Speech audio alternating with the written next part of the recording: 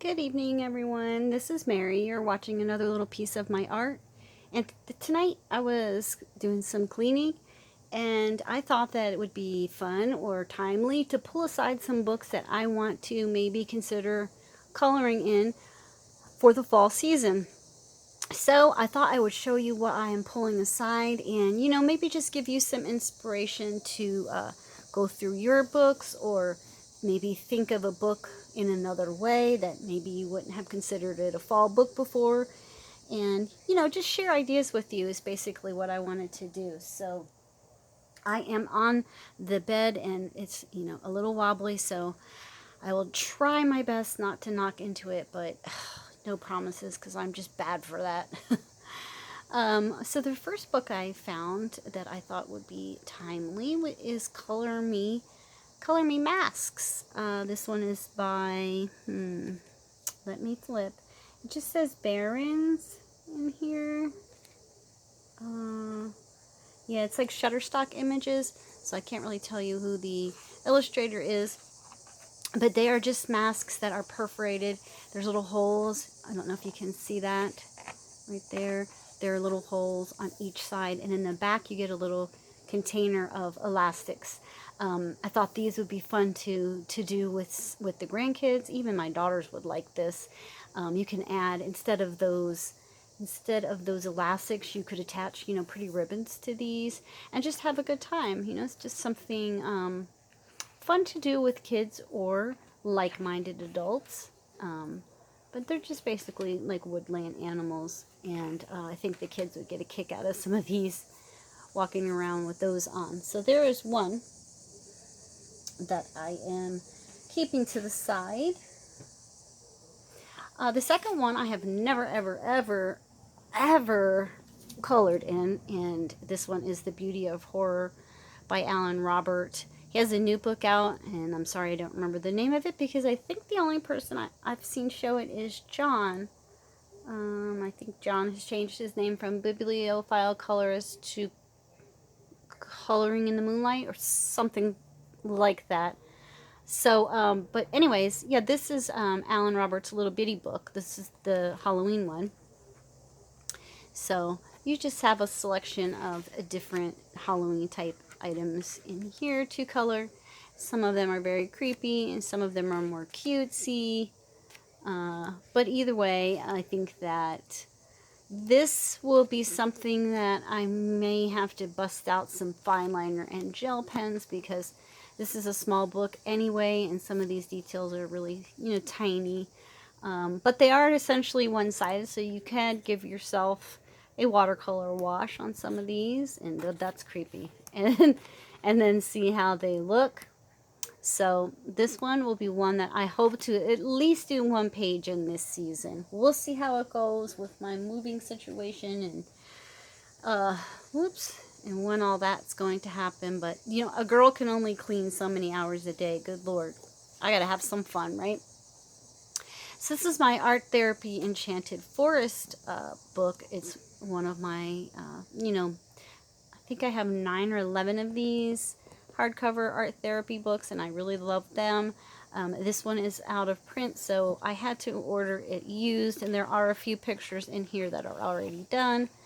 But there's something about fall that makes me think of the forest. I don't know why. I just think of movies where there's, people in the forest and like you can see their breath when they talk because it's chilly, and for some reason I just think of fall. I know you can go into the forest in any season, but for whatever reason my mind just goes to fall. So these are a lot of patterns, and then some of them are full pictures, but yeah, I want to bust this baby out and do some in here, I hope, this season, because there is some really cute pictures in here and I like it a lot. So there is that one, Enchanted Forest 100 Designs. This is a lot of books, you guys, to put in the description, so please, if there's any book you see that you're interested in, just drop me a comment and I will do some research for you and try to get the information back to you as to where you can purchase it, if I can still find it. Of course, we have pop manga Cute and Creepy by Camilla de Ergo. Mine was purchased at Walmart last year. I don't see it at Walmart currently, but you know, I'm sure you can get this on Amazon. I wouldn't doubt that one bit. And if you like the creepy, you know, Halloween part of things, but you also like the cute little girls, then this is the book for you. Here's Carol Ann in the TV. She's one of many people like to color that one. Here's the ones that I did when I first got the book, and that one. So very, very nice, enjoyable book. I said I was going to keep this out and color it all year, but I just didn't. And here's a page that I was showing you how to watercolor paint with Crayola Colors of the World markers. So you can use some water media in this book with a light hand. It does not bleed through. So I guess this guy is going to go ahead and be that color because I've already got that far on him. I should just finish it up. But this is an adorable book, and if you don't have it and are trying to decide like what kind of Halloween book to get, highly recommend this one. Highly recommend. One of my favorites. Okay, now we have Day of the Dead coloring book, and this is by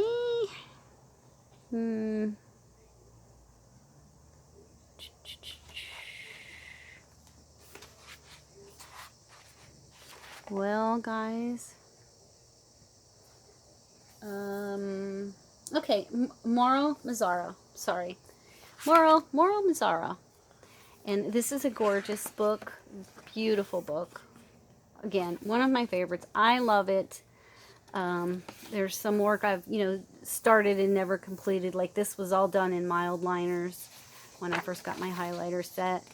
The thing about this book is there are some tiny little spaces to color. So, you're going to want to get in there with maybe your gel pens or some fine liner markers if you're going to mess with it. In my opinion, maybe for you'd color right over all that with one color marker and be fine with it.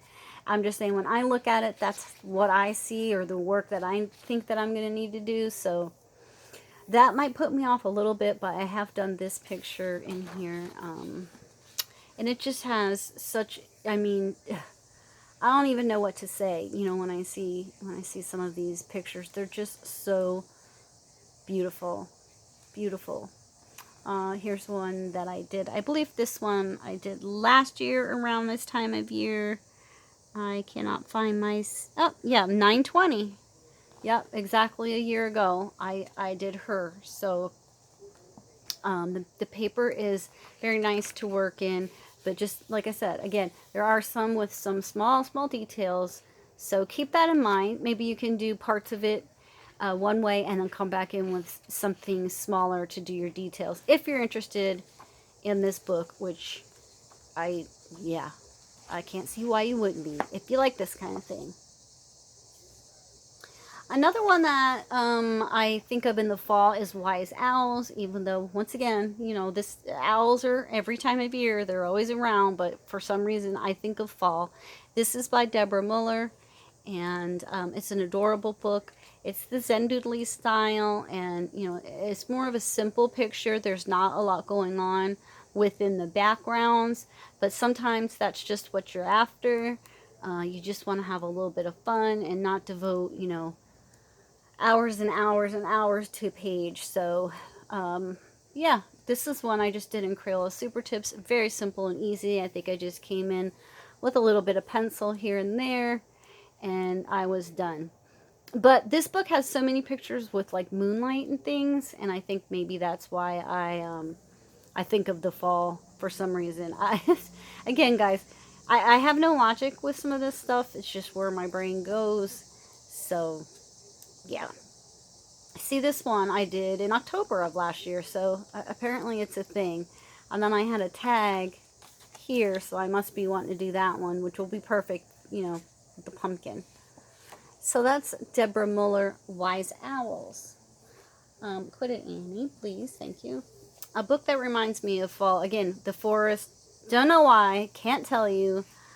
Don't have logic for it, but Enchanted Forest does remind me. And I worked in this book a lot during cold months. And I remember, you know, a lot of these pages, 11, 18, a lot of these pages that I did, this was not mine, I did during cold months. So this is a book that I will pick up. Hopefully, you know, there's some things in here that's just so close to being done. All I have to do is the rest of these butterflies and these few flowers that I just have like one layer of pencil on, and then maybe throw a background there, and it's done. I just have the bottom half of this one. This looks like a very fall picture. I'd love to finish that. I think that, oh my gosh, I just lost her name. Johanna's paper is just a dream to work on. And every time I work on it, I'm always like, gosh, why did I ever put these books away? Because really, I mean, just touching it, it's just so creamy and beautiful to work on. So yeah, I would like to get back in here and just complete these silly little whips that I have going on for no reason other than just, I'm a quitter. I'm just a quitter, I guess. So there's that one. And then you guys are familiar with me talking your ear off for years now about my favorite coloring book of all time, which is Dracula. And here is my perfect copy that has nothing in it, because my hubby bought me the second copy because I felt bad about some of the pages that I thought I messed up in the first copy. So I am still not going to go into that second copy yet, because I want to, you know, do more things in this one and see how they turn out. So what better time of the year? Like, I like how this turned out. I sprayed some inks right there and it looked like, you know, blood squirting. I like how that turned out, but there's other things that I just do not like how they turned out. And so, like, you know, I made this castle. I thought that that would be like moss or you know, what grows in the cracks of really old buildings. I thought it would look more like that, but it's just too green, and then it goes with the green on the flower. I just don't like it. So again, good time to practice more techniques, see what works and doesn't work. I really should start keeping like a little bit of a note, maybe some sticky notes in here, and remind myself, you know, don't use this, use this, so that when I do go for the second one, I won't make the same mistakes again. And along those lines, a very similar book here is Edgar Allan Poe's coloring book. And what is in here? Oh, here's just a bunch of pictures that I've tore out of another coloring book that I have not yet put into some plastic sheeting.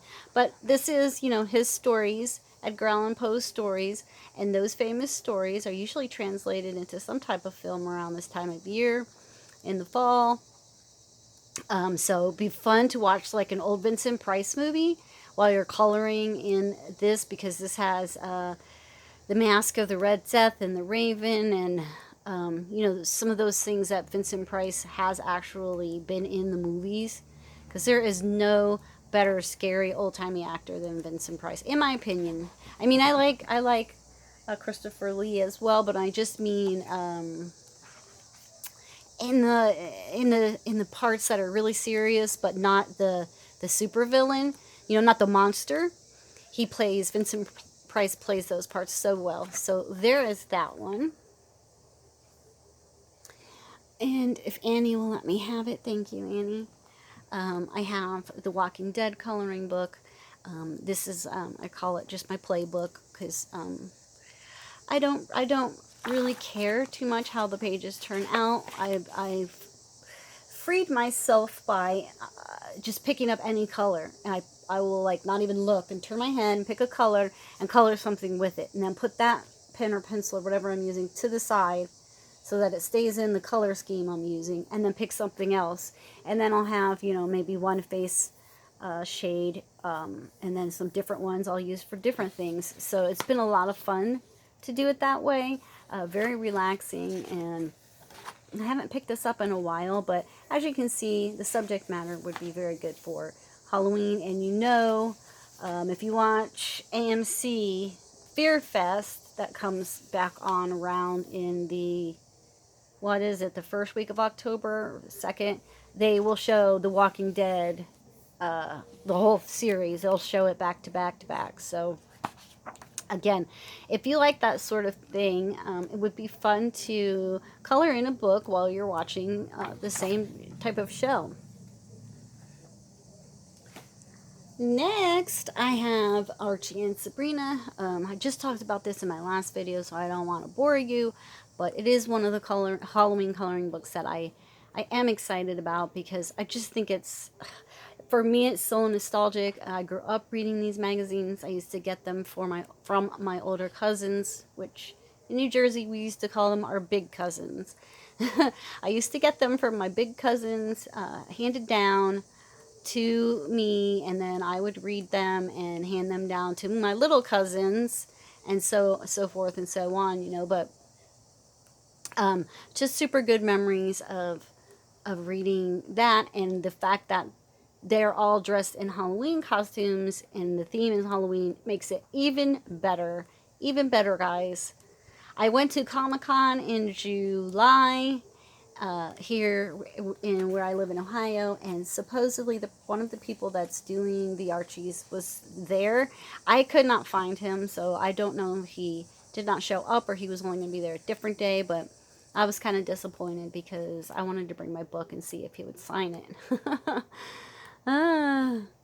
But so there's that one. And then the last one, I think, you know, I probably have some more stuffed in there, but this is what I saw at this time of night in the light that I kind of don't really have too much of. So I did find Art with Edge Zombie Days. Now, I was going to give this to my grandson, and the more I look through it, the more I just can't, because it cracks me up. Some of these pictures are just too hilarious. There's like a zombie in pretty much every situation that one could find themselves in. I guess this is the zombie cat lady.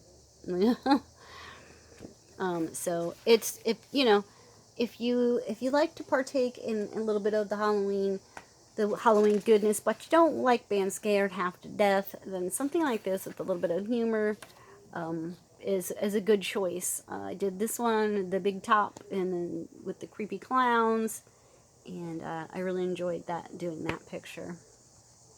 And the paper was pretty good to work on. I had no complaints whatsoever. Of course, it's one-sided, so here's a zombie prom. Every time I look through here, I see something I have never seen before. Here's a birthday party. Oh, happy rebirthday. Oh. So, guys, that is about it. I hope I'm not wiggling too much. If I did, I apologize. Sitting here on the bed, I moved to a different side of it so that my weight would be a little bit more evenly distributed.